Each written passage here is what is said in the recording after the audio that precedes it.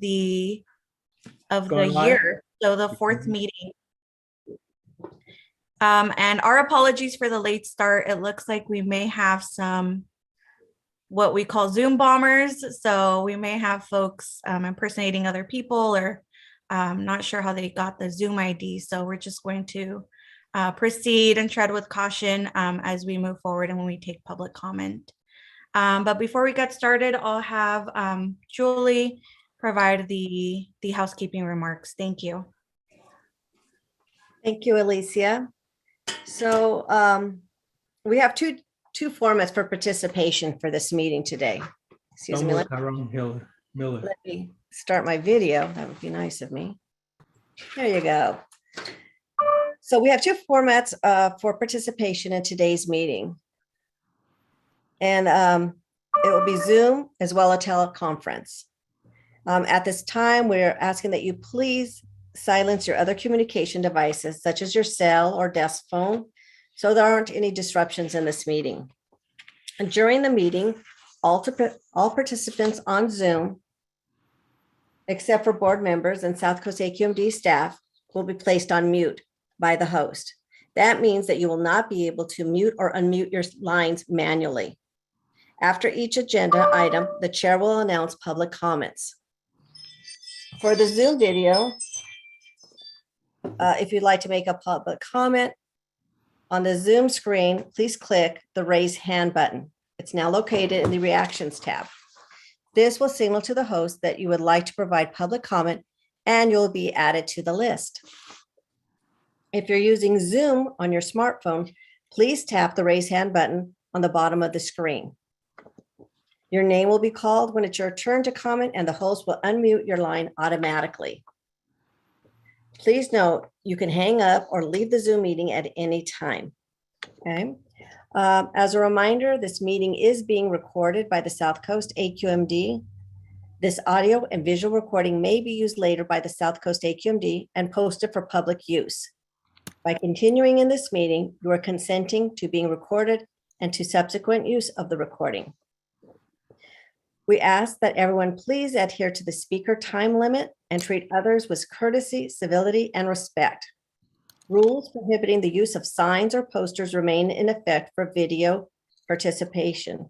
Profanity, discriminatory comments, or obscene gestures is prohibited. Disorderly, unruly, or aggressive behavior that infringes upon the rights of others or disrupts the good working order of the meeting is also prohibited. Any violation of the above rules can result in your mic being muted, your video feed shut off, or you being dropped from the phone or Zoom meeting. And that's it. Thank you.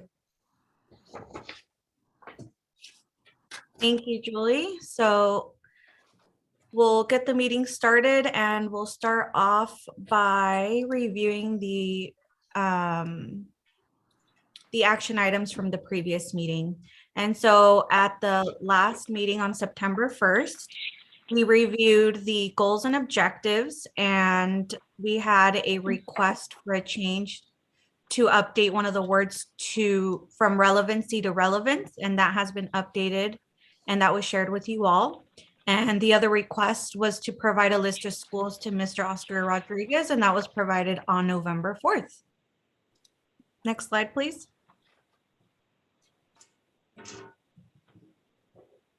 I think before we get started, I think we'll need to take roll call as well. My apologies. Thank you, Alicia. Pamela at City.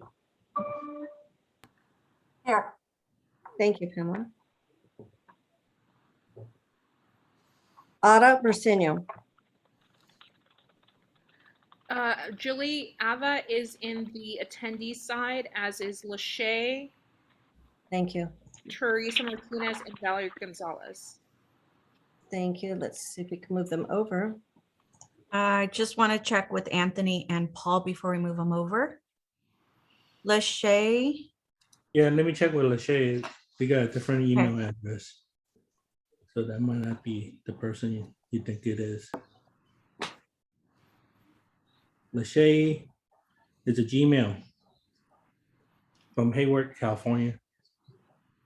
That's her. Her email isn't working. The other one, I just sent her another Zoom. That's her. Bella 87. Is that her email? It should be lashay.rodriguez@gmail.com. Can we It's maybe send that privately? Yeah. It's Okay. not.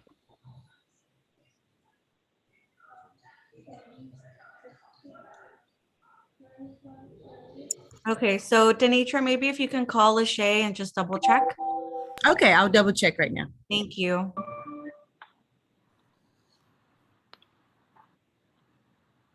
Then the other one is Teresa Martinez as an attendee.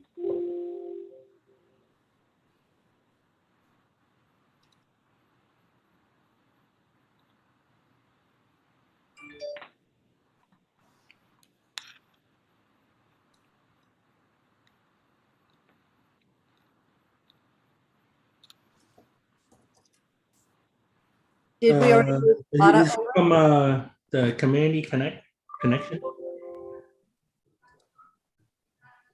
from Los Angeles? Yes. Okay. You want me to go ahead and move her over? Yes. And Valerie, I believe you had verified. It could be she just hasn't accepted the request. Yeah, Valerie from Energy Center. Yes. Go ahead, I'll promote her. She just needs to accept. She All has right. accepted. Ava is the only one left. Of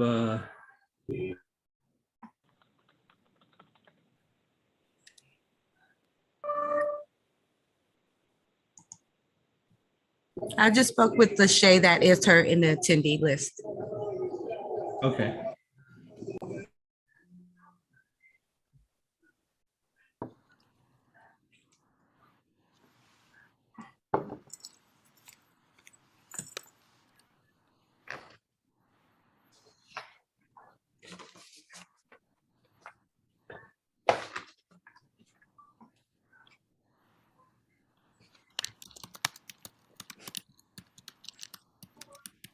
Is she from California, Ava? Yeah. And what organization? United here, 11? Correct? Yes, that is correct. Okay. Got promoted.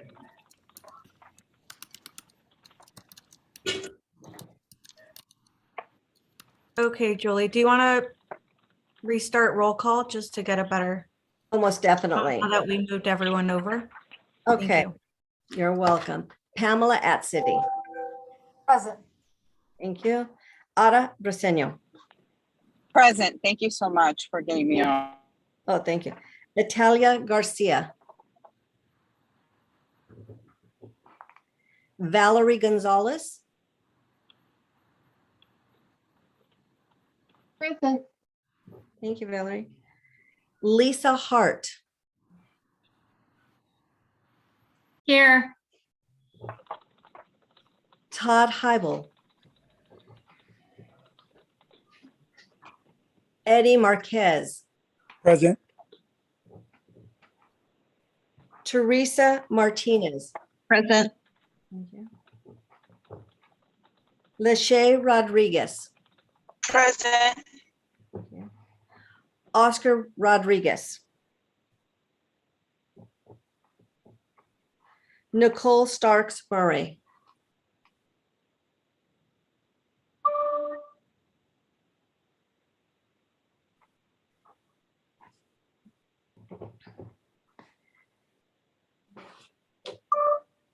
Paula Torado Plazas.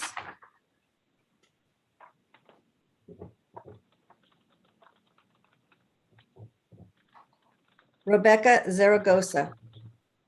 Present. Thank you. I'm sorry, Oscar Rodriguez. Absent, just making sure, but read my own writing. 1, 2, 3, 4, 5, 6. We have 8 members present. Wonderful. Thank you, Julie. Thank you. Okay, so thank you all for coming in and sticking with us as we went through roll call. So my name is Alicia Lizaraga, and I'll be leading today's meeting. Unfortunately, Derek had some meetings, I think, up in Sacramento. So we'll be moving forward, and we're happy to see, I believe we do have a quorum, so we can move on to approving and reviewing and discussing the minutes from the previous meetings. So first up is the approval of the June 2nd meeting minutes. Does anyone have any comments? I move to approve. Okay. Anyone second? Second. Thank you, Eddie. So actually, I'm sorry, I think we have to take public comment. Do we take public comment on this? Daphne first? Yes. Yes, we take public comment on all the items in the Okay. agenda. So do we have any public comment on the June 2nd meeting minutes? There's no public comment. I do not see any hands raised. So with that, Ada, do you still motion? Yes, indeed. Do we have a second? That was Eddie. Yes, second. Wonderful. Alicia, I Thank you. see a So- hand by Paulo Toraro Plazas. Is that a question for public comments, Paula? She's actually an advisory council member. She may Right. need to be Yeah, moved just over. That's Yeah, what I she's thought. from, she's at Education. Right. Yeah, so we can move her over.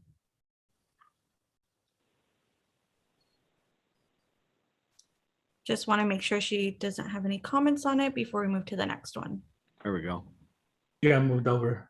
Thank you, Anthony. Alicia, I do need to take roll call for these minutes. So if you'd like for me to go ahead and do that. Okay.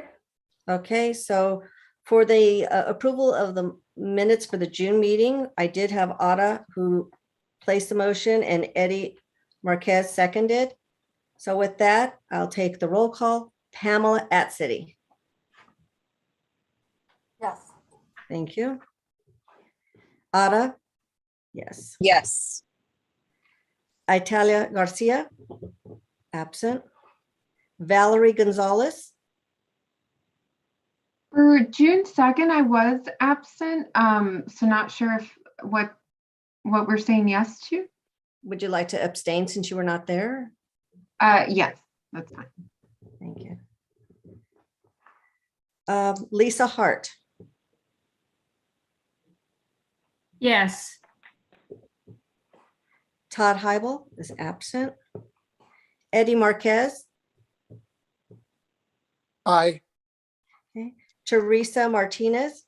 I'll abstain. I wasn't present last month, the last meeting. Thank you. Mhm. Lachey Rodriguez?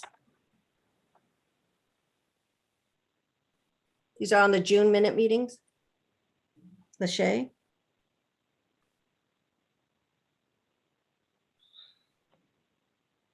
I'll come back. Oscar Rodriguez? Absent. Oh, no, Oscar.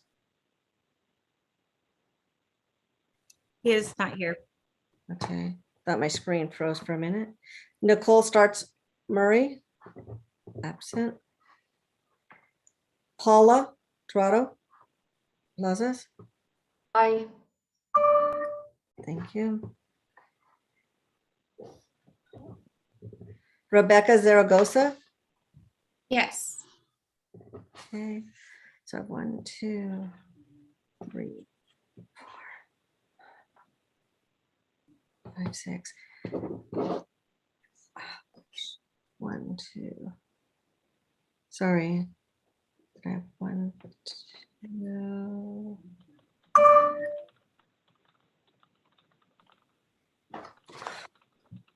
I have 6 that approve the minutes, and then I have 2 abstains.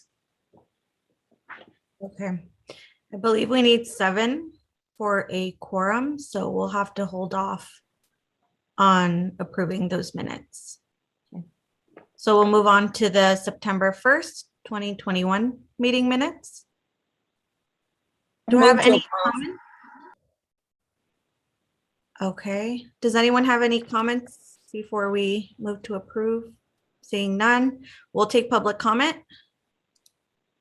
Anyone have any public comments? I do not see any hands raised. So does anyone move to approve? Valerie Gonzalez. Thank you, Valerie.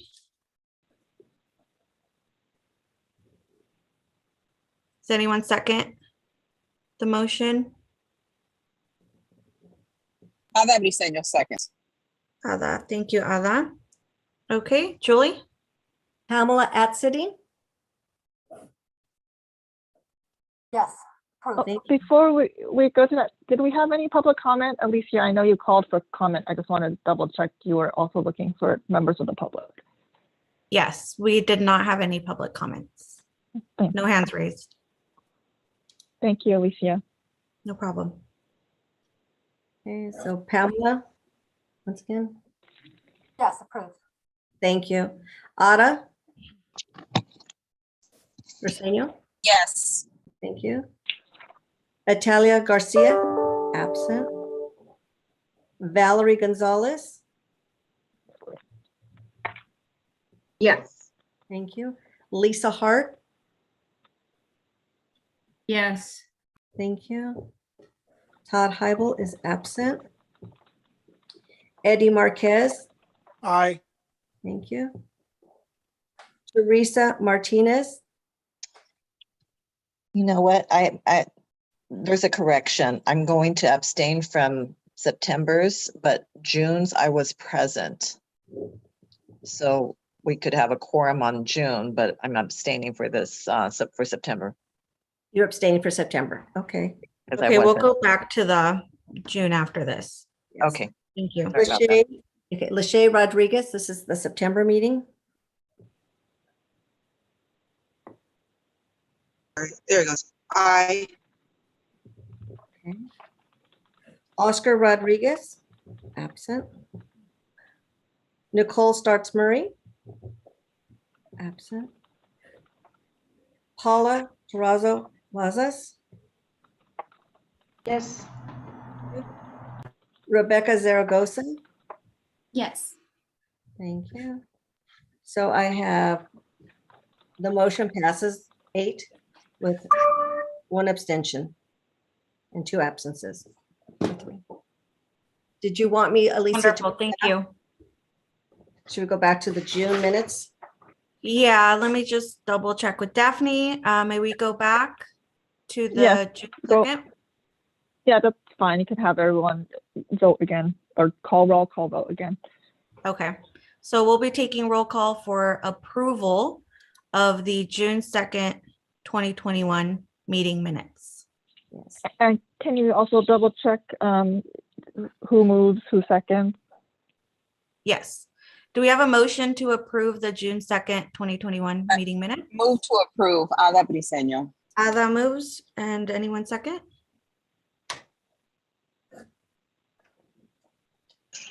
My motion is second. Lachey Rodriguez. It was previously Lachey. seconded by Eddie, so do we? Oh, Go my for that. apologies. We'll go with Lachey since we're Okay. starting this one over, and Okay, then thank you can call roll call. Well, Thank you. discussion, question. Just point of clarification. This is the 4th motion I've heard, and I apologize, my Wi-Fi is a little spotty, but we're doing the minutes again, and then we just voted on another motion. So what was the first motion that was approved? My apologies. So the first motion that has been approved was the September 1st meeting minutes. Now we're going back to the original. Well, the first motion that I had asked was the June 2nd, but we have someone that would like to vote yes. So we're going to redo the roll call for the June 2nd meeting. Got it. And just as a point of clarification, and Daphne can correct me if I'm wrong, but we already have a quorum. So when we're taking a roll call, as long as we have a higher number of positive versus the negatives, then the motion carries because we already have a quorum established. So it's just, you don't need a majority to get the motion passed. Correct, Daphne? No, my understanding is you need the majority for the motion to pass. So that's why when several members abstained originally, it did not pass. Okay, thank you. And also, Eddie, we did have one member that came in just a little bit late, right after we had voted. Thank you. Alicia, should I go ahead then with the roll call? Yes, so roll call is for approval of the June 2nd meeting minutes. Thank you. Okay. Pamela Atcity, Yes. Ada Briseño, Yes. Natalia Garcia, absent. Valerie Gonzalez. Yes. Thank you, Valerie. Lisa Hart, Yes. Todd Heibel, absent. Eddie Marquez, Aye. thank you. Teresa Martinez, Yes. Lachey Rodriguez, Aye. thank you. Oscar Rodriguez, Nicole Starks Murray,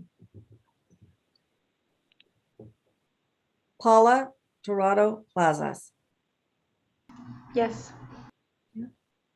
Rebecca Zaragoza. Yes. Thank you. The motion passes with 9 ayes.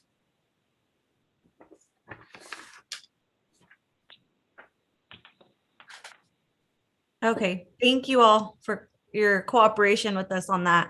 Next, we have Julie Franco, who will be presenting the approval of the goals and objectives for 2022. Oops. Thank you, Alicia. As you know, we're here to approve the 2022 goals and objectives for the Ejcp Advisory Council. The Advisory Council has been provided with the draft 2022 goals and objectives at the June and September meetings for review and input. At the September meeting, a request was made to change the word relevancy to relevance in objective number 1. Therefore, objective 1 now reads, provide input on the EJCP's activities to ensure relevance and community perspective is considered.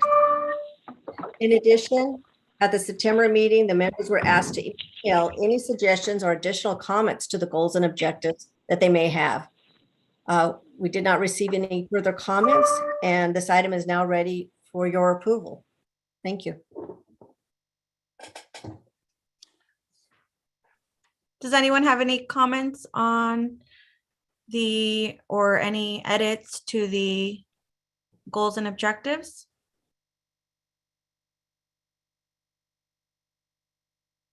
Okay, I don't see any hands raised. I see Lisa Hart with her hand up. Alicia. Lisa Hart. Oh, did she get moved out? Okay, we had 2 Lisa Harts, so in terms of the panelists here, I don't see any hands raised, so we'll move to public comment. Just want to verify. Anthony, can you verify that's Lisa Hart? Yeah, that's still the same one, but she Okay. unmuted her mic. Okay, well, we'll need to move her over to panelist. So, Is Lisa using a second device, Anthony? Because I see a hand raised on both sides. I only see on the attendees. Okay, well, She- then I think we should let Anthony handle that. okay, I see Lisa. She is an advisory council member. She was moved. She may have dropped off. Can we move her over, Anthony? Okay. Or could can we you- verify? Yeah, let me verify first. Yeah.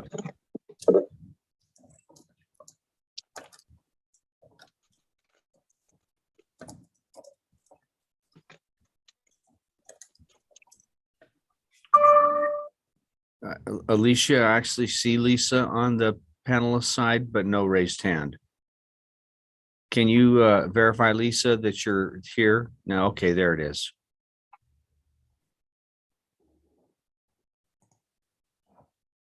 I'm here. I'm on one device. I have not dropped off. I don't know what's happening. Okay.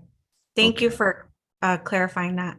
That'll Anthony, help. do we want to remove the other participant I would since think it's so. not Lisa Hart? I think I One would. on the panelist? I don't see one on the panelist. Yeah, I do, And Anthony. under attendees. Next to Yeah. Rebecca Zaragoza and Eddie Marquez. I only see Lisa Hart with her hands up and the mic open. Mm-hmm. Oh, okay. Panelists. Okay, great. So do we have any other public comment or comments? And the hand raised is Lisa Hart, who just put her hand down. Okay, seeing none. Do we have a motion to approve? Hi, Valerie Gonzalez, motion to approve.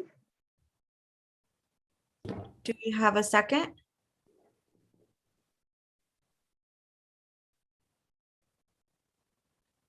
Can you folks hear me?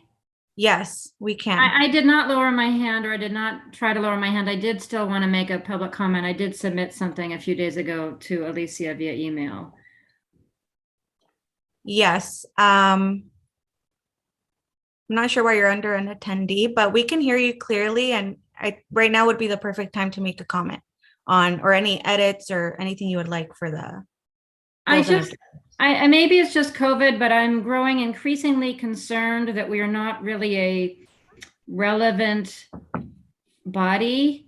I don't know how to address that, but I do wonder if maybe changing our objectives or goals or agendas might help. But I feel like we have less attendance and we are doing less. We are less engaged with each other, and we are not commenting or meaningfully on issues of relevance to our communities in a way that I guess I don't see that. I think there are so many smart, wise, very active, passionate community members on this body, in this group, and I don't see us affecting change lately through this group.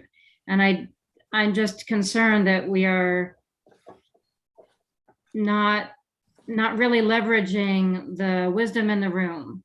And I don't know how to fix that, but I imagine that, and maybe we're not designed to, I realize maybe we're not designed to, maybe that's not the point of this group. So maybe this is as it's designed to be. But I think, as indicated by some of the attendance lately, and by actually our actions or lack of action, we're just not. I feel like we have so much more potential that's not tapped into, that we're not tapping into, and I just wanted to say that, because also I'm a little uncomfortable with just sort of passing all of this without any meaningful conversation or any efforts to be more impactful. Thank you, Lisa. So we did receive your comments, and as we mentioned, the goal of the advisory council is to advise staff. So we do have monthly presentations on the Ejcp advisory council, and we seek input and guidance on that. And then we also present topics as requested, and then those comments are then relayed to the staff. And also last year we did change the format of the goals and objectives, so that I hope has helped, but we're open to recommendations on how to change the goals and objectives and work with the advisory council on that front. So I'm not sure if anyone else has any comments or ideas, or we can also discuss further, but we're totally open to any ideas.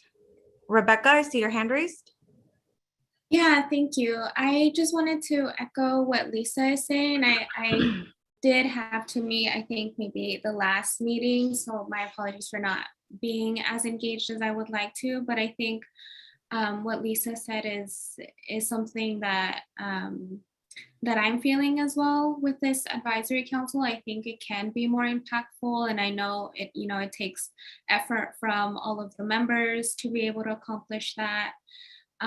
One suggestion that I had for, at least for the goals or objectives, was because I know there's at least maybe a few of us who work on AB 617 in different areas. And I'm wondering if maybe that could be a conversation that the council has to maybe see how we can help AQMD improve implementation across the region, or maybe not sure exactly what the goal or objective could be, but just trying to, since that's a really big program and it's a program that, you know, encompasses different communities, it might be something that, and it's directly related to EJ. So I feel like maybe that's something that we can engage more on and help improve the implementation of it.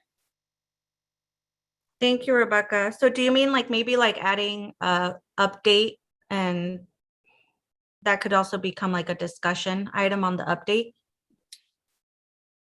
for the meetings? I think it could be an update, but to have some kind of action come from it, whether it's like, if, say, for example, we see a similar issue across different AB 617 communities that we want to address, then the council can sort of discuss that, develop maybe solutions and recommendations for AQMD so that that issue can be addressed across the communities. That's just an example. Perfect. So it would be like an update action item, potential action item that could result from the update to be carried on by the Environmental Justice Community Partnership Advisory Council. Is that correct? Yeah, it could be. Okay. All right, that's wonderful. Thank you. Paula? Yeah, thank you. I wanted to echo what both Rebecca and Lisa were saying. I think that's really important. And I actually wanted to highlight 617 because it's such a community exhaustive effort. I think it should be part of the EJ advisory goals, not so much as an update and just add an action, but it should be a goal in terms of, I'm not sure if it's increased members' awareness or like what, but something that is specifically tied to 617. Is it supporting technical capacity, supporting 617 steering committees with education, build capacity? I'm not sure, but I think it should be something that is more like it's specific to the goals of this advisory council, because it's such a broad effort, as Rebecca said, a big effort that requires a lot of support. And if we have the capacity within the council to do that, then that would be great. In addition, I think that the goals are very passive, and I think they need to be a bit more action oriented, and how those goals are going to translate into actions, right? Like, what are we going to do? What does it mean to learn more about the members, to promote and encourage relationships? What does that look like? What does that mean? It seems very passive. And I think in terms of sort of achieving community partnerships among environmental justice communities and collaborations and foster relationships and collaborations with the South Coast AQMD, there's got to be more than just identify, learn, promote. That's not very action oriented. And I think, as Lisa said and Rebecca said, there's a lot of folks here with a lot of capacity, not a lot of capacity, but a lot of expertise. So how can we make them more action oriented? What does that look like? And I don't know if that's further defining the objectives. I don't think so, but I just wanted to pose that question to the council. Thank you, Paula. Does anyone have any comments on expanding the goals? I see Teresa and then Ada. And then Lisa. Yes, I think, when we have our meetings, they're every quarter, and then we get, we start the meeting, and then we have presentations, and we have to vote on the presentation. And it's something that, I don't digest everything. I don't really spend time reviewing. I'd have to say that for sure. So it's kind of hard to vote on something when you really don't have time reviewing it. And maybe if we put together some working groups that would, not everybody, but maybe just a handful of people that are interested in reviewing something in more depth, just have a time when they meet and review it or provide comments.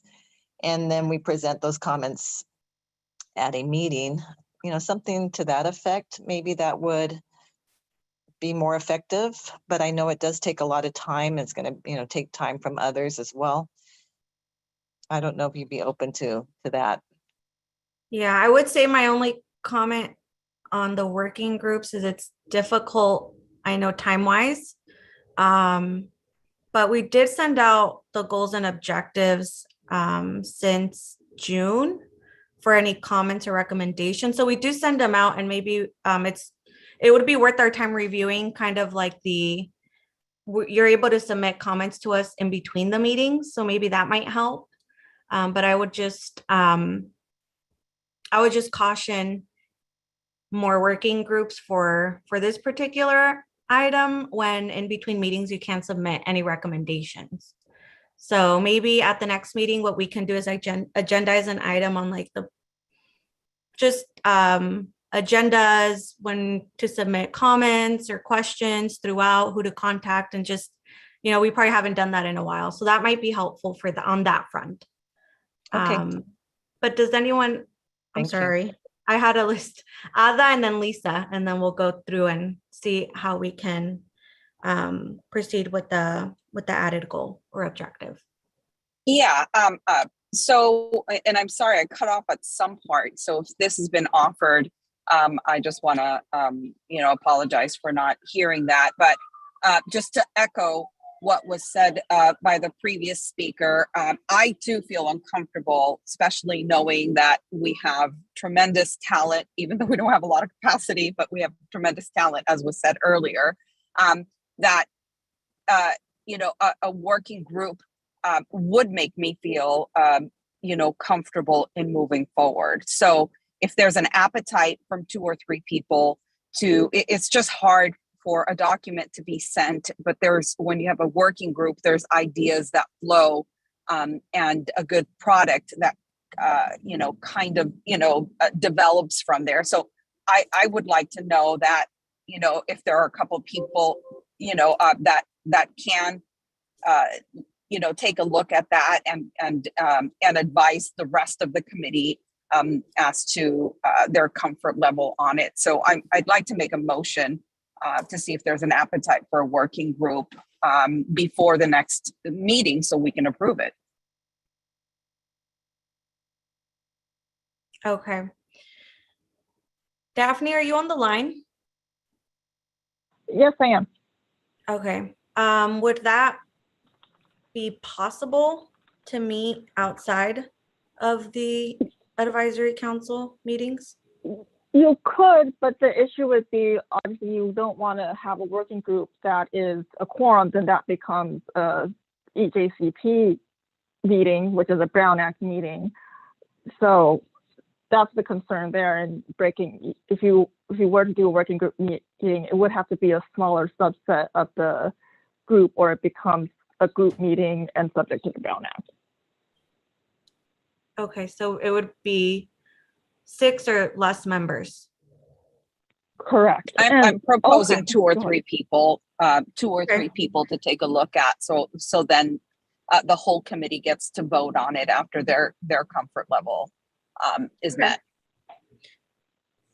We could definitely do a poll as well, Ada, for those 2 to 3 as you're recommending for the working group. Thank you. Next is Lisa. Yeah, I just wanted to say that AB 617 is one of the things I mentioned in my email to Alicia, because that issue, among others, is something that's frequently discussed in the community. And it has felt like there's a little bit of a disconnect between the community's needs and what we're talking about here sometimes. So I just wanted to thank the couple folks who mentioned that specifically. Thank you, Lisa. Teresa, was that your hand still raised? Or from last time, not sure. I see Teresa, Ada, and Valerie. No, sorry, I didn't lower it. I'll lower it now. No worries. Thank you. Mhm. And Valerie? Yes, I guess I was thinking on the working group conversation, how I guess I saw more this whole group as that working group. So if we do get a little segmented, not sure if that'll then tear down what the common theme of this talk is, of people not being able to do enough. So I don't know if it was just because of the 617 is so particular more to more people, or should that be more expanded into what this advisory council is? That's all.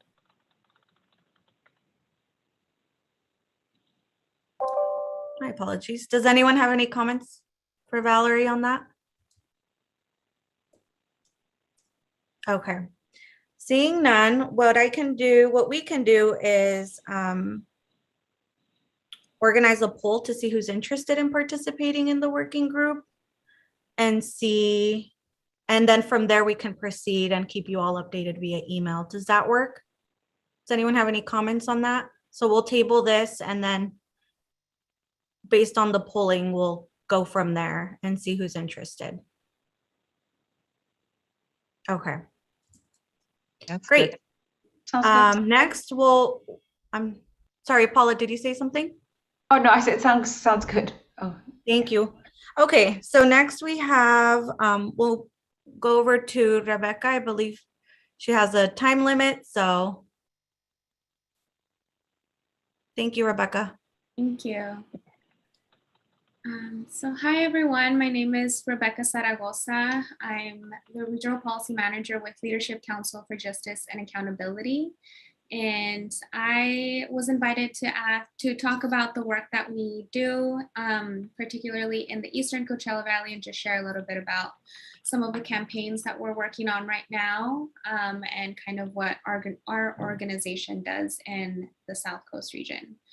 And all of this really is to emphasize how an organization such as Leadership Council supports community-led advocacy in environmental justice communities.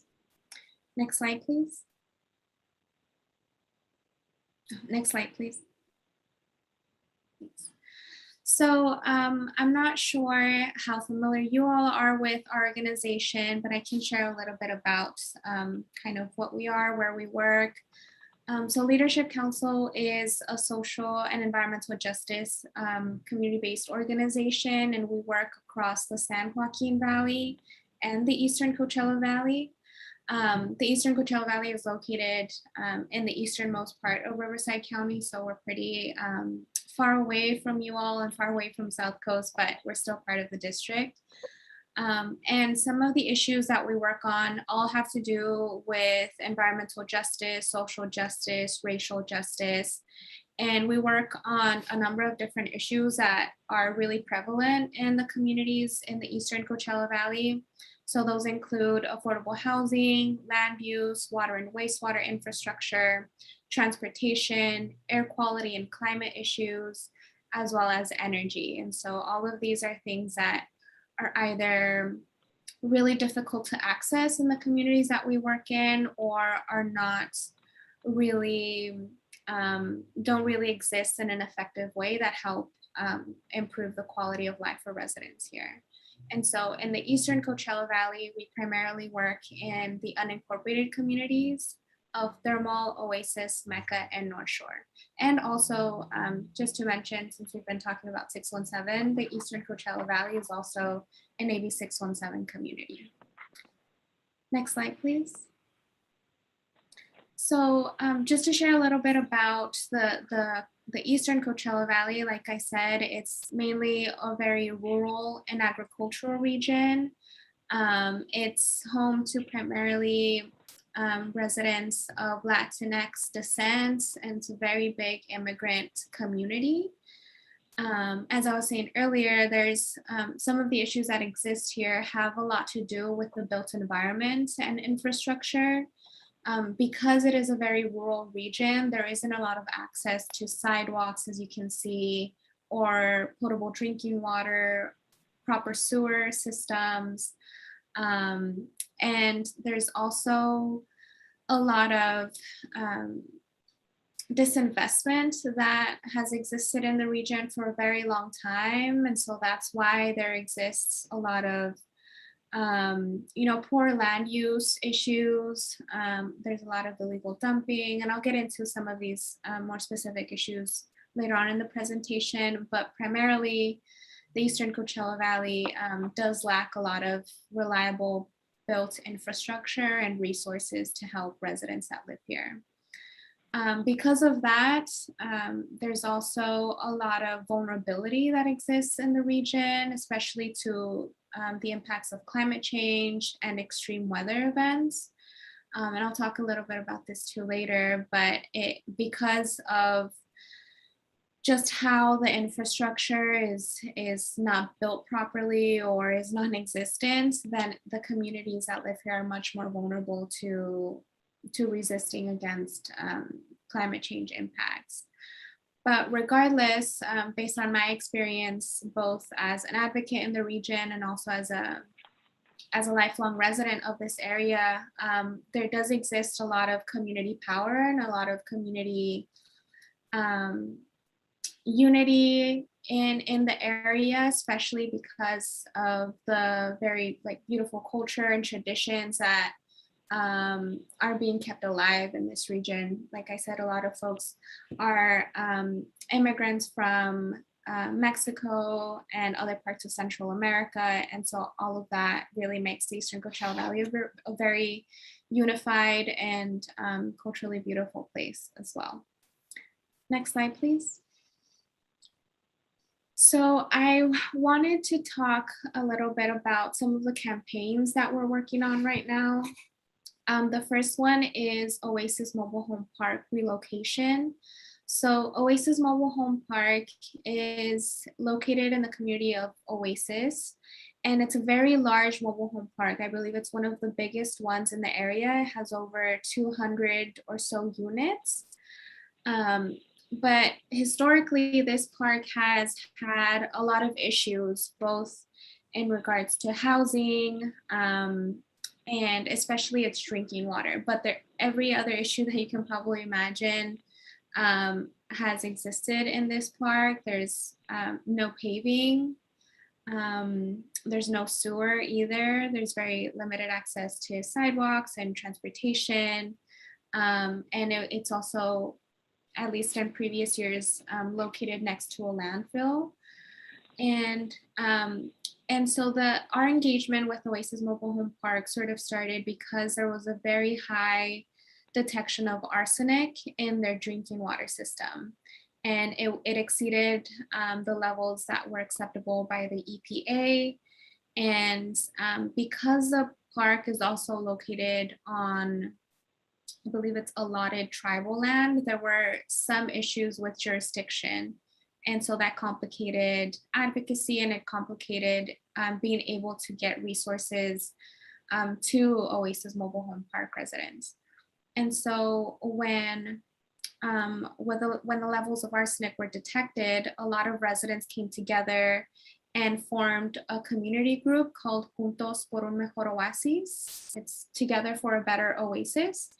And for 2 years, and even up until now, this group has advocated for better housing in the Eastern Coachella Valley, not just for them, but for everybody in the region, in the Eastern Coachella Valley. It was very difficult, again, because of the jurisdictional issues, and this problem didn't just start 2 years ago, but for as long as I can remember, this community has had very bad issues with its drinking water, housing conditions, and all of that. So it's been a very long effort for folks who have lived there for a very long time. But through Juntos and through their advocacy, they were able to advocate at the state level for a $30 million investment to find better housing and to relocate them from Oasis Mobile Home Park to better housing options. And so this has been a very long campaign, but it has been one of the most powerful campaigns that Leadership Council has supported in the community.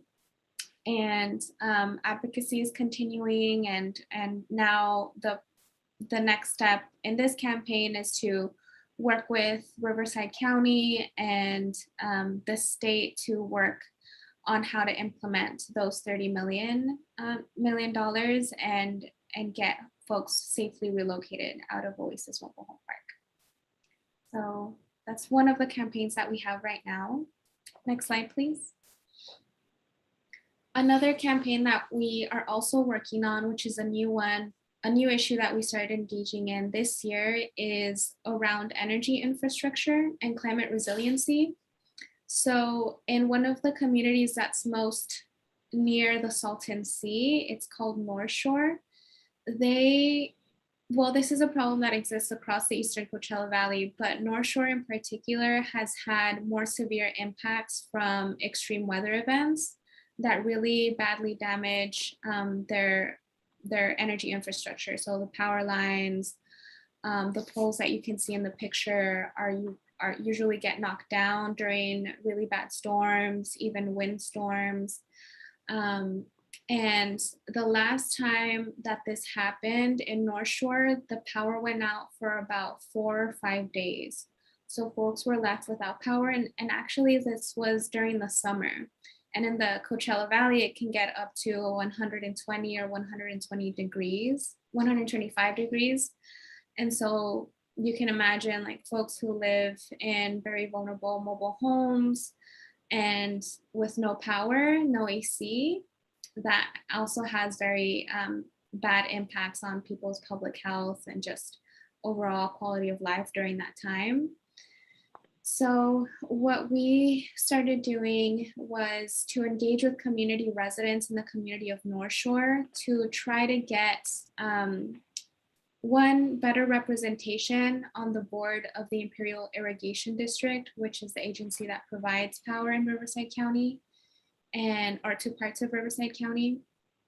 And two, to ensure that IID and Riverside County, or anybody who has any responsibility around power infrastructure, to invest in it and make it much more resilient to the impacts of climate change and extreme weather.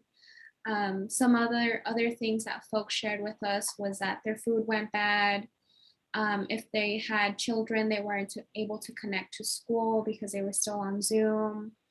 Or there were also a lot of road blockages, which isolated some parts of the community, meaning that neither like food distributions or people who were distributing out ice or emergency services could not reach that community and could not provide them with resources during that time. So that also, causes a lot of frustration, stress, and just other health impacts, especially for folks who are older or have medical conditions that need power to be able to address those conditions.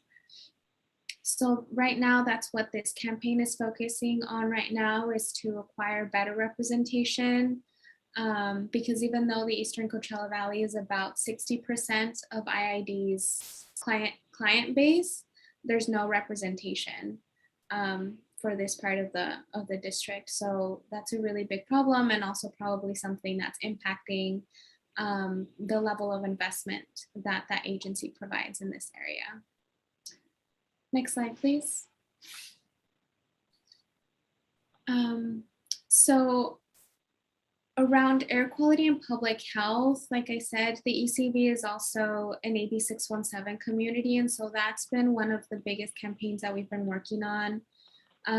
It started around advocating for the ECV to be selected as an AB 617 community. And now we're starting the implementation of that program. But in the ECV, as you can see here, there's a lot of impacts to air quality and public health. Some come from pesticides, from nearby agricultural fields, dust pollution from the Salton Sea, illegal dumping and burning, and just other agricultural activities as well.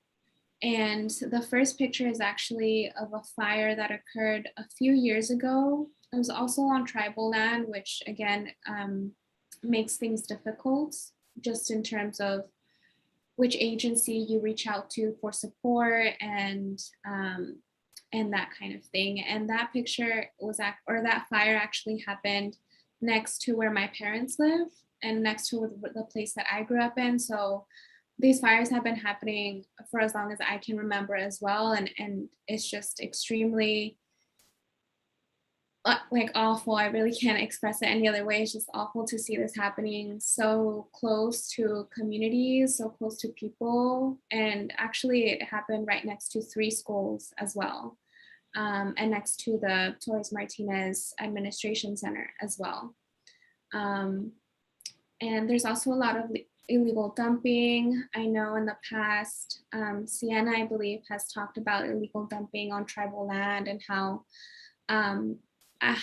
it's mainly people outside of the area taking advantage of the land jurisdictions and bringing in trash from other places and other parts of California, not necessarily within the ECV.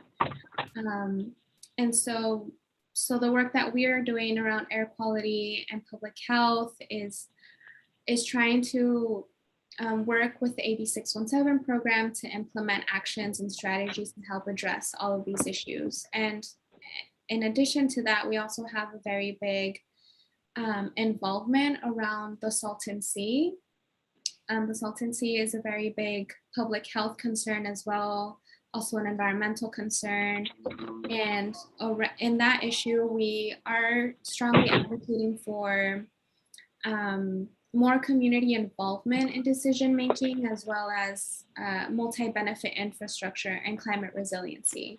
A lot of what's been being proposed for the Salton Sea are dust suppression measures, which are extremely important, and we fully support that, but we also want to encourage the state and other agencies to think a little bit bigger and more holistically and ensure that residents are a part of that project design process so that they can also receive other infrastructure benefits along with dust suppression and habitat conservation projects.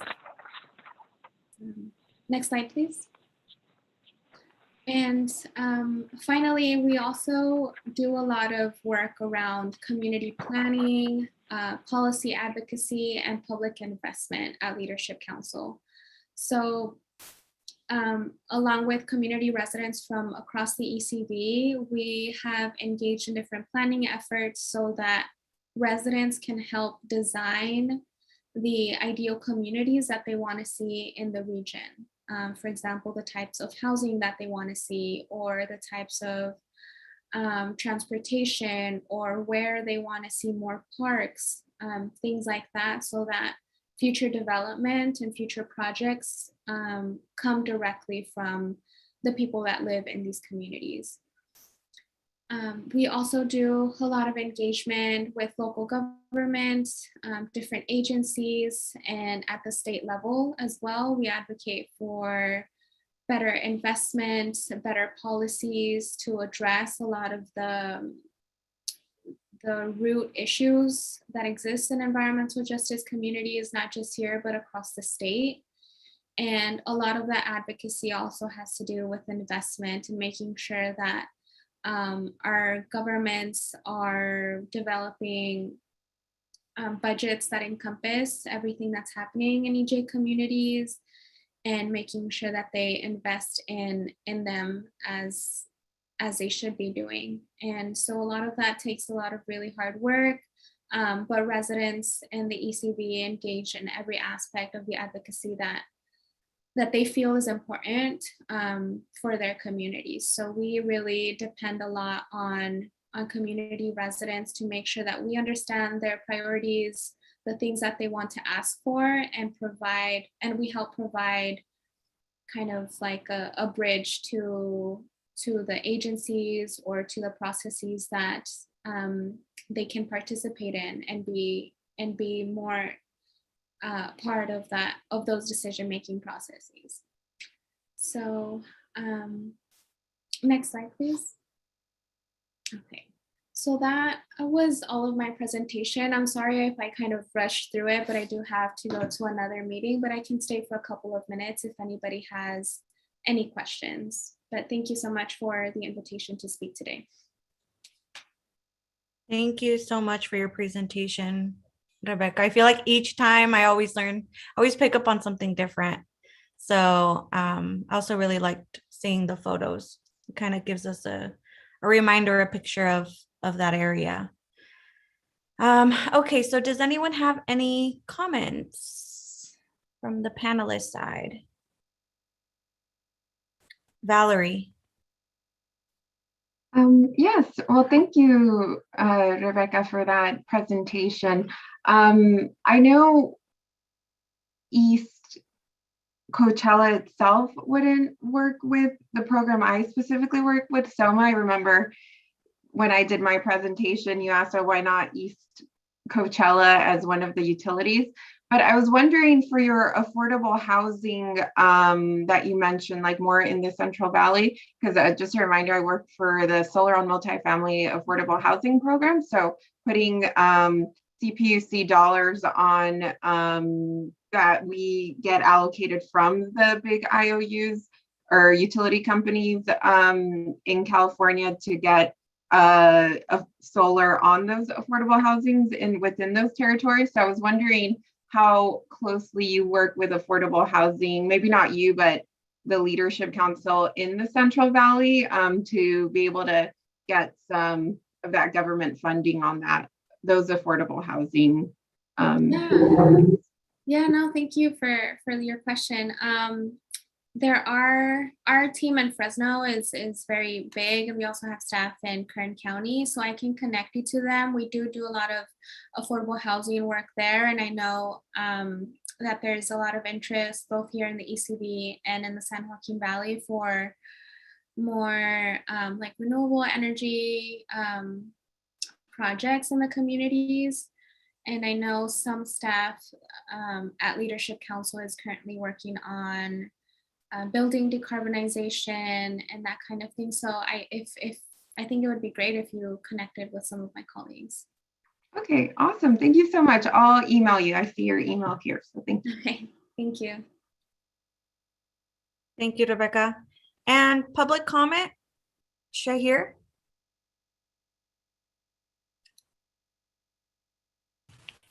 Hi, can you hear me? Yes, we can hear you. Hi, I was just wondering how you or how the arsenic levels were discovered to be high in the water body. Is this, my understanding is EPA doesn't regularly have any jurisdiction or testing within tribal lands. Is there another body that does regular monitoring, or was this just a community grassroots effort?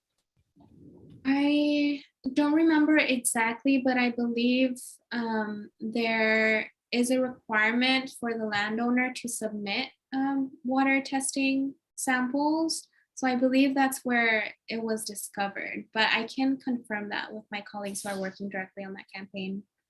Thanks. And is there a report or anything that that you can send to us, or an email if we wanted to get in touch with you or anything? Yeah, I can send you. Are you looking specifically around information on what's been happening, some of the concerns? Yeah, just the general EJ issues in the tribal land. Yeah.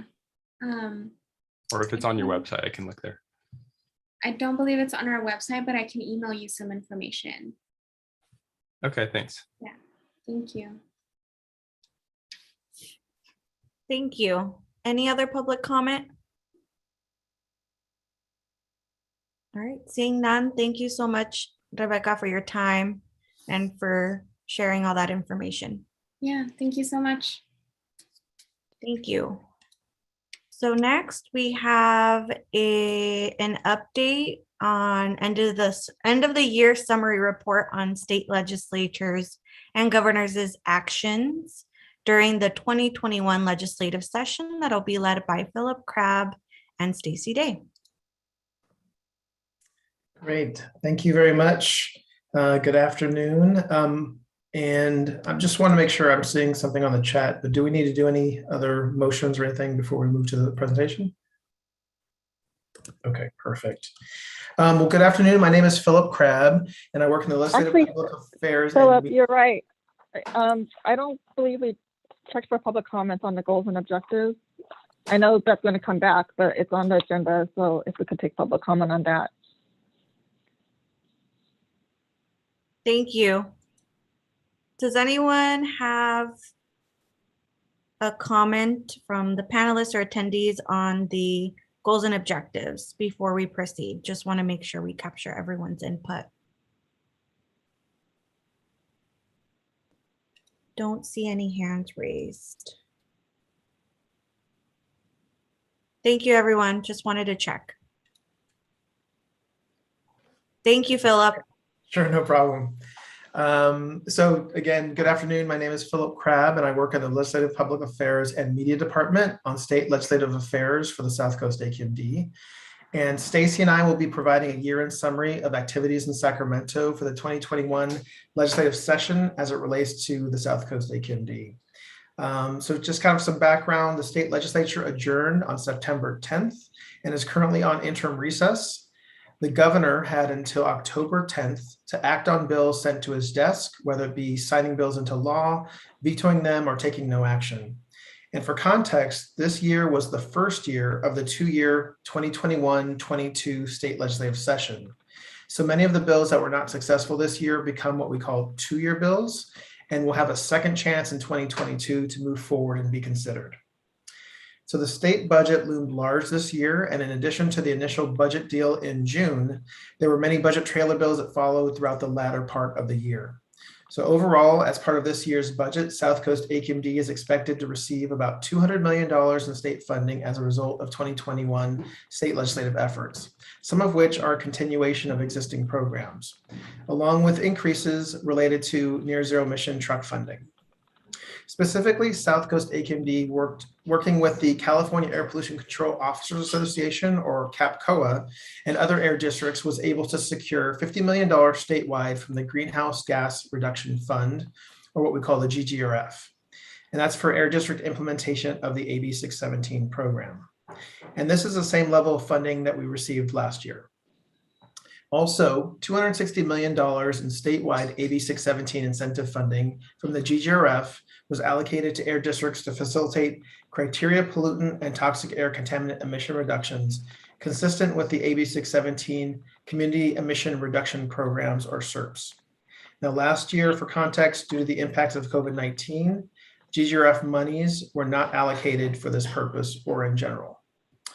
Also, South Coast, working with an anti-diesel coalition, secured $45 million in Carl Moyer program funding for air districts in severe or extreme non-attainment areas for the purchase of non-diesel, medium, and heavy-duty vehicles emitting no more than 0.02 grams per brake horsepower hour NOx that replace diesel vehicles. And further, South Coast AQMD secured the release of $153 million in Carl Moyer program funds to air districts statewide. These funds were previously undispersed due to a state budget authority issue. And as part of this effort, South Coast was also able to help facilitate an increase in CARB's Budget Act allocation authority level for Carl Moyer funding to allow for full disbursement of these funds to air districts in the future. And now I will turn over the rest of the presentation to Stacy. Good afternoon, everybody. My name is Stacy Day, and I'm a legislative assistant in the Legislative Public Affairs and Media Department, and I work with Philip on state legislative issues. So this past year, South Coast AQMD took positions on numerous bills, including the following. AB 361 by Assemblymember Rivas allows local agencies until January 1st, 2024 to use teleconferencing at public meetings during state emergencies without complying with certain Brown Act requirements, provided that notice and accessibility requirements are met. South Coast AQMD supported this bill, and it was signed into law by the governor. Normally, this urgency bill would have taken effect immediately. However, the governor signed an additional executive order delaying the provisions of AB 361 until October 1st, so that it would not conflict with his previous executive order regarding virtual public meetings, which lasted until September 30th. Next up is AB 1346 by Assemblymember Berman, which requires CARB by July 1st, 2022 to adopt cost-effective and technologically feasible regulations to prohibit engine exhaust and evaporative emissions from new small off-road engines, which we refer to as SOAR. This includes lawn and garden equipment. The CARB regulations will apply to SOAR produced on or after January 1st, 2024, or as soon as CARB determines it is feasible, whichever one is later. The bill also requires CARB, if feasible, to make funding available for commercial rebate or incentive funding for air districts to implement in order to support the transition to zero emission SOAR. South Coast AQMD supported this bill, and it was also signed into law by the governor. It is also important to note that the state budget included $30 million for incentives for professional landscaping services operated by small businesses or sole proprietors to purchase zero emission SOAR. Additionally, South Coast AQMD took positions on 12 other bills this year. Of those, 10 have become two-year bills, 1 was vetoed, and 1 was signed into law by the governor. That concludes our presentation on the end of the year summary report, but we would be happy to answer any questions from any of you.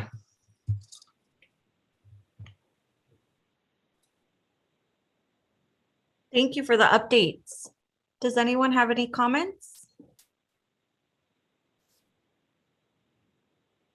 Paula?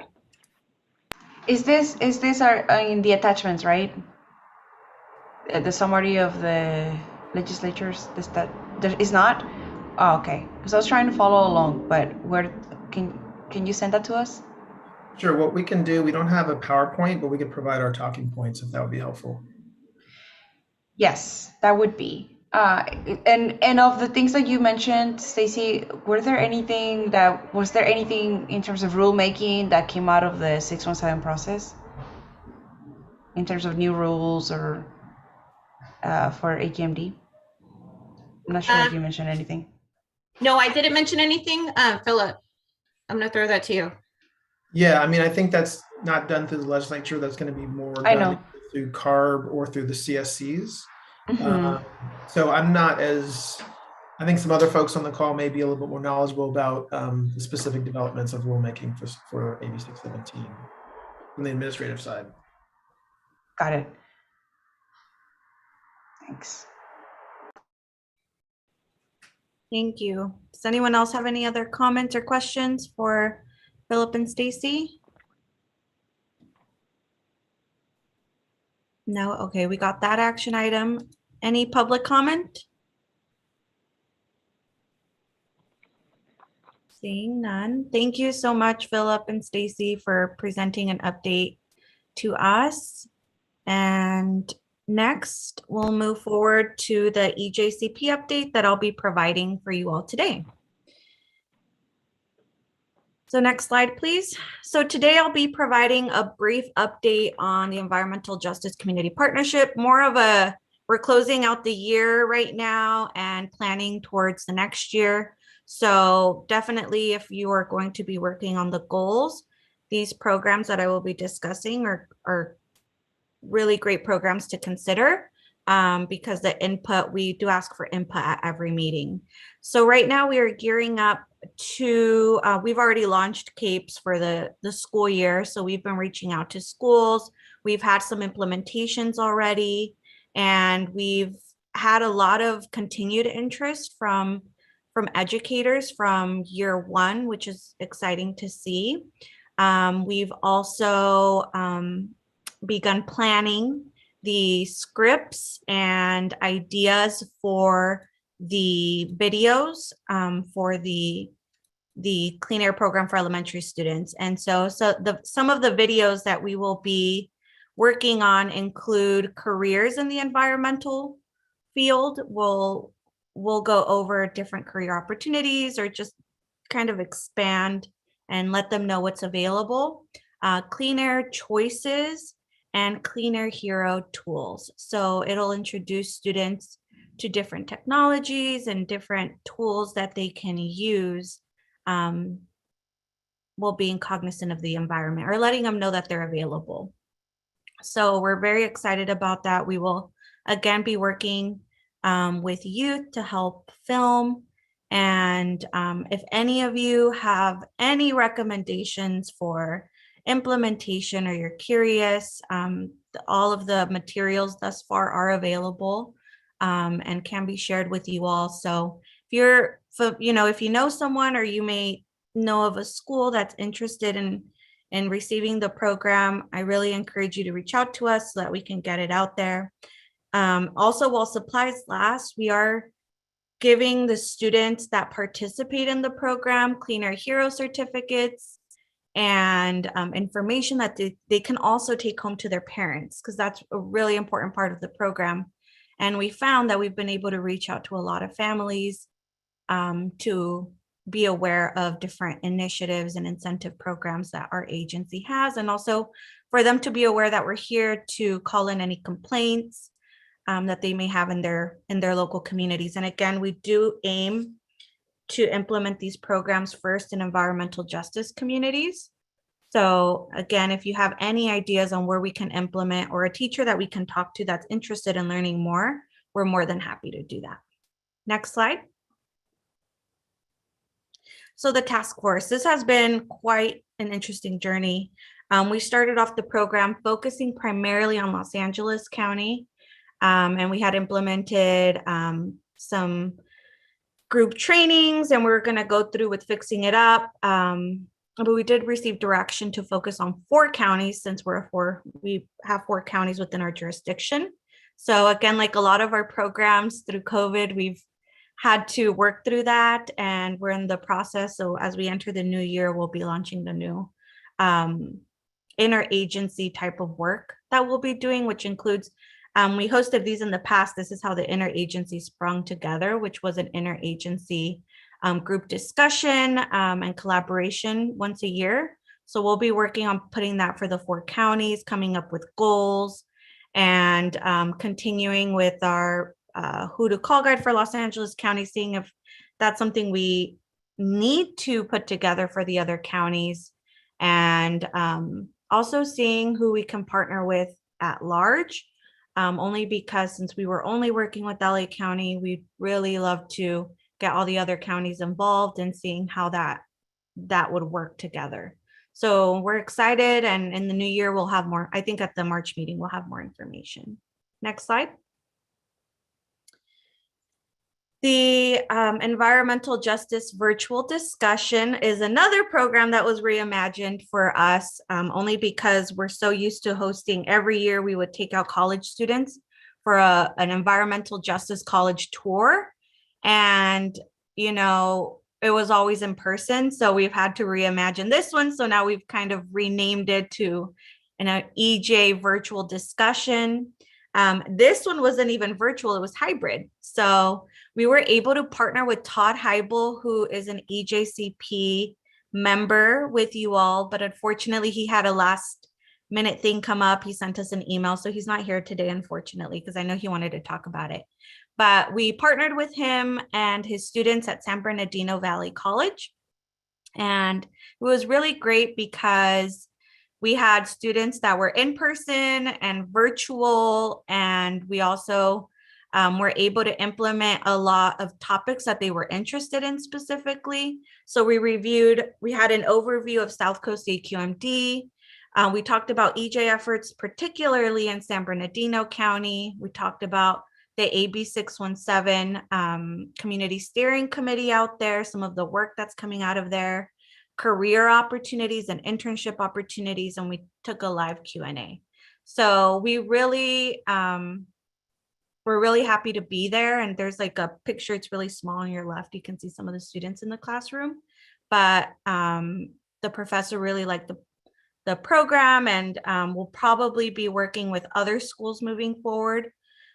We're trying to see if this is something that we can expand to more schools if they're interested, or we can reach out to them, but making sure that we keep an EJ focus on the discussion. So if you have, again, any recommendations, you can let me know after the presentation, or you can send them to me after the meeting. This is something that we're planning for in 2022. Next slide, please. So next, I briefly want to go over the EJ conference. Seems like it was so long ago, but it just was in October. Overall, we had over 750 participants. It was our first, not our first hybrid event because we have the EJ discussion, but it was our first large hybrid event. So it was a big learning experience for us. And there were a lot of times when we weren't sure if we were going to proceed going hybrid, if we were just going to stick with virtual. Last year was 100% virtual for the first time. So a lot of this really came together with the help of the community. But it was held by request by our Environmental Justice Advisory Group to be held out in Riverside or San Bernardino. So it was at the Ontario Convention Center this year. We were limited in-person attendance. So we had about, I would say 130 to 150 people in attendance just because of COVID. But just I know I've discussed this so many times at the meetings. We did have our MC was Luca Lancha, who's the executive director at Legacy LA in Boyle Heights. She works with a lot of youth and a lot of EJ type of projects. We had a land acknowledgement for the first time. We also had a discussion with our chair and former Governor Schwarzenegger, a lot about climate change and air pollution, different communities. So it was a great event that really came together. I don't want to say last minute, but really with the help of everyone, we were able to kind of put the pieces together. Next slide. So again, we're just sharing some of the photos and just some highlights. For our plenary session, we did have our Pat Harvey. She led a discussion with Assembly Member Isaac Bryan, City of Long Beach Vice Mayor Rex Richardson, who's also a board member. And then we also had Assembly Member Luis Gomez Reyes, who participated in an hour-long discussion about different policies related to EJ, efforts, community action, you name it. They even talked about media and environmental justice. So it's a very interesting discussion. You know, maybe I can share more photos in a different email for you all to be able to see some of the screenshots, which is something new. There's some screenshots and some in-person shots. But overall, we also had breakout sessions, as we always do. We also we had a segment for youth. We had some high school students that participated both virtually and in person. So that was something new as well that we added. So that's just a brief overview. And if we go to the next slide. And next slide, please. So for one of the projects that we did work in putting together the conference is a small video on how has your organization helped in the fight for environmental justice.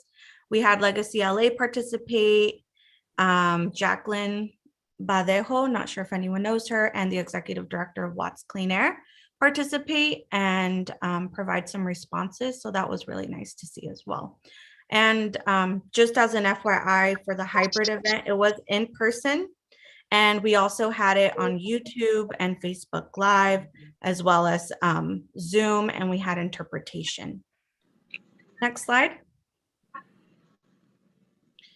And I do like to note, just whenever I present on environmental justice, as a lot of you caught on, we have a lot of EJ efforts at South Coast AQMD. Most notably, recently is the AB 617 efforts. We also have other efforts that are not listed on here, incentive programs that are targeted towards environmental justice communities. But I just want to throw that out there that my focus was just on the environmental justice community partnership program itself. and the different type of events that spring out of that initiative. And also want to announce, we do have the January 15th Martin Luther King Day of Service on there, so save the date. I'll be announcing this during public comment, or during member updates, but we also have the Clean Air Awards this Friday virtual. So we encourage you to look out for that, and we'll be sending you all. You should have received information on it, but really encourage you to sign up for that. Next slide. And that concludes my presentation. My update. Does anyone have any comments? Member comments? Okay. I would just say I really encourage you all to email me in between the meetings if you have any feedback, because I love it when I'm able to meet with you all individually and discuss things so that we can kind of bring your ideas to life when it comes to these. But coming March, we'll be presenting a lot of the ideas that we have and seek input for that. Valerie?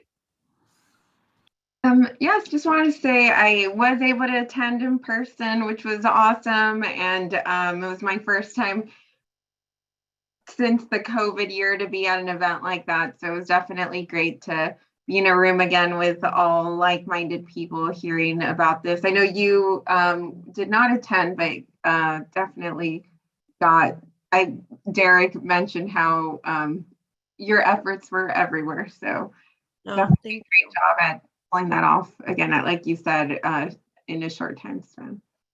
Yeah.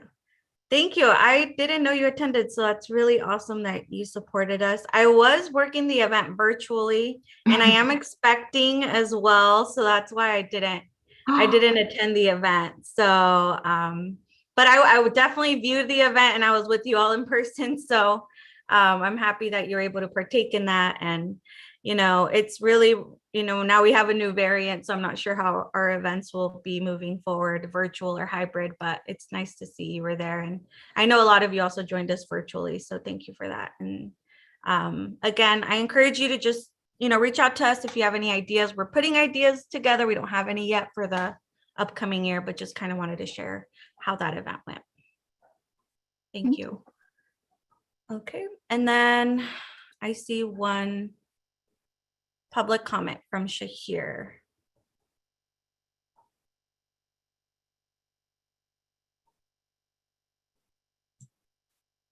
Hi, thank you.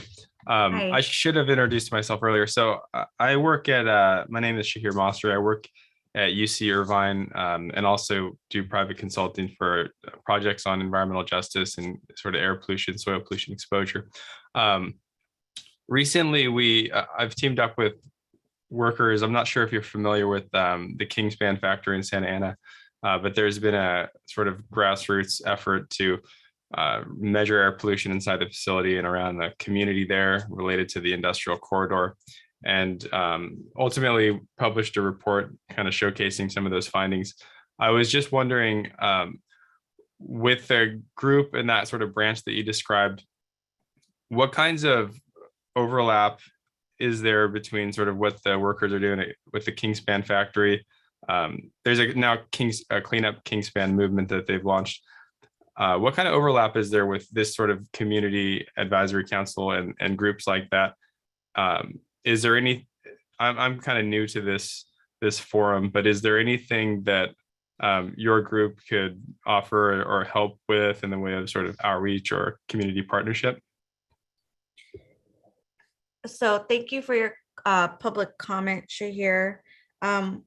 Mostly public comment is relating to the item that was just discussed. So I encourage you to provide your public comment towards the end of the meeting is when we'll be taking general public comment.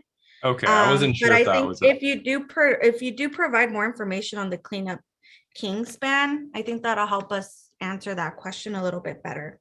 Okay, so should I comment again then at the end during general? Okay, so I'll hold off, and that's going to be closer to 2 o'clock. Is that correct? We'll probably be moving there soon since I was the last presentation. Okay, thanks so much, and sorry about the mismatch. No worries. Thank you. Okay, so we got Shahir. Any other comments from the members or attendees?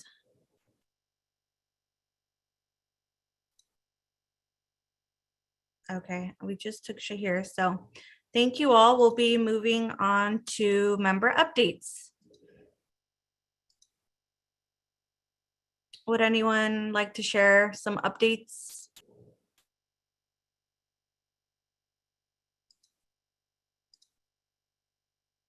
Lisa?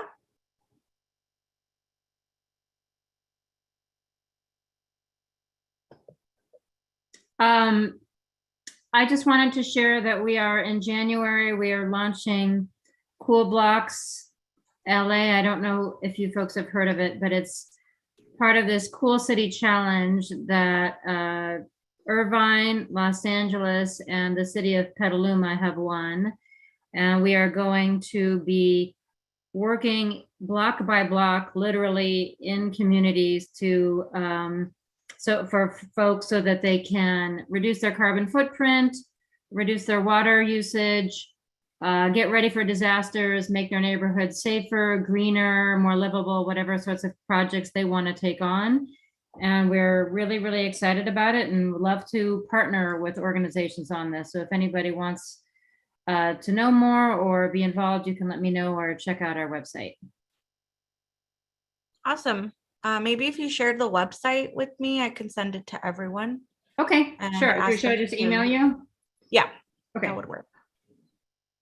Thank you, Lisa. Does anyone else have any public comment? Not public comment, but member update?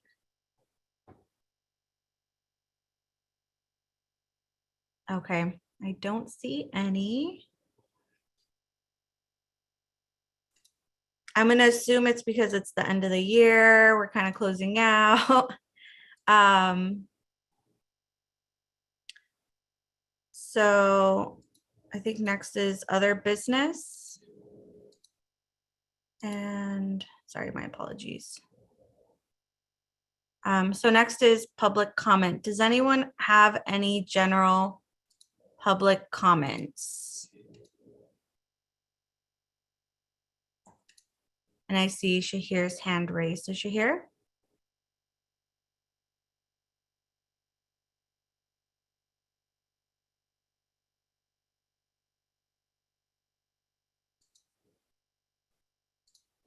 Thank you. I'll go ahead and kind of start from the top since this is a new public comment.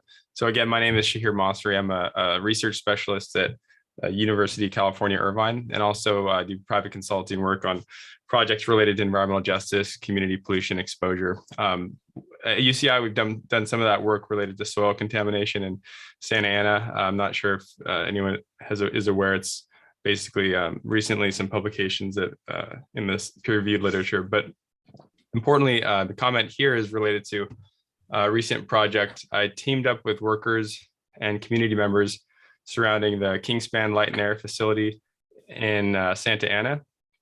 And basically workers there did a three-day air monitoring project conducted inside of the facility where the workers carried air monitoring devices during their work shifts and showed 8-hour PM 2.5 concentrations exceeding 110 micrograms per meter cubed and outdoor levels that were above the 24-hour EPA standard. So currently, workers at Kingspan and the surrounding community members have launched this project, sort of a grassroots movement, Clean Up Kingspan. These are mostly Hispanic workers. The community, surrounding community is predominantly Hispanic, and they're trying to seek action essentially to clean up the facility, clean up the surrounding air in that Santa Ana community. I basically just wanted to ask what kind of opportunities there are for collaboration with this current group that with you all at AQMD or this environmental justice branch, as the community is currently trying to fight this key environmental justice issue and is basically looking for as much neighboring community involvement and support as possible, including support and outreach awareness from local organizations and state agencies. I'll just lastly mention that the results of that report are published on MosriConsulting.com. So they're in a formal PDF publication, which is also accessible. It's about 16 pages or so.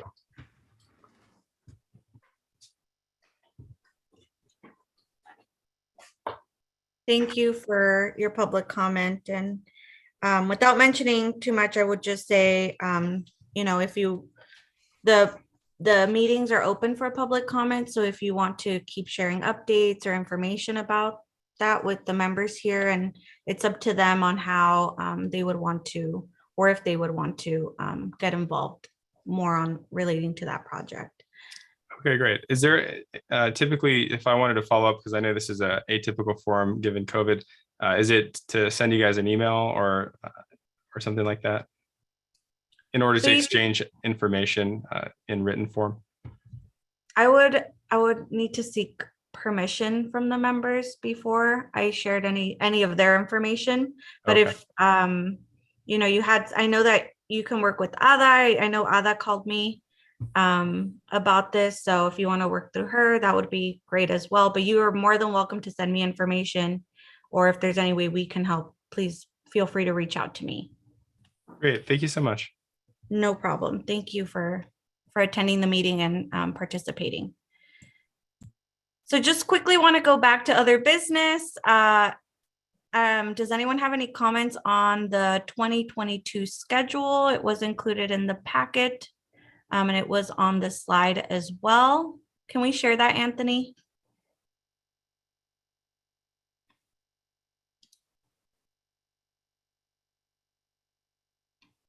That was part of other business. So those are the dates for the upcoming year. If anyone has any comments on that, let me know. But other than that, I think that brings us to the end of our meeting. Our next meeting is on Wednesday, March 2nd. I will be, either myself or other staff will be providing updates leading up to that meeting. And we hope to see you all there and that you have wonderful holidays coming up. And if you need anything or have any type of recommendations in between the meetings, I really encourage you to reach out to us and let us know, especially as we compile our next agenda. All right. Thank you all. Thank you, Bye. Shay. Thank you. Congrats, Alicia. Thank you so much. Happy holidays. Bye. Congratulations, Alicia. Bye. Thank you Thank so you. much. Congrats. Bye. Thank you. Bye.